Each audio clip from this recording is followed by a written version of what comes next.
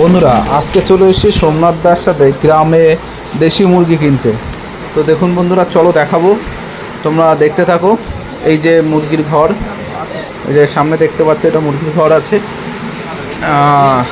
তো দেখুন বন্ধুরা, এই যে গ্রামের থেকে মুরগি নিচ্ছি। তো মাসিমা এখন মুরগির খাঁচা থেকে মুরগি বের করছে।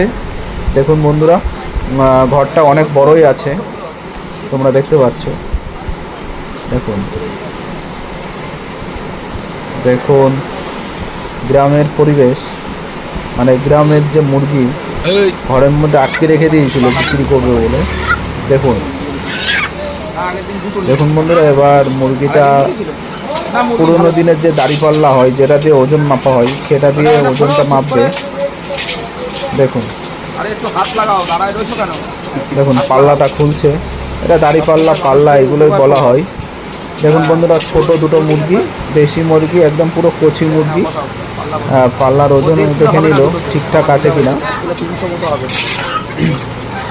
দেখুন 1500 বলছিল হবে, কিন্তু 1500 হবে না, মোটামুটি 1300 মতো হবে ওজন, দেখে যেটা মনে হচ্ছে। দেখুন এবার দেখুন,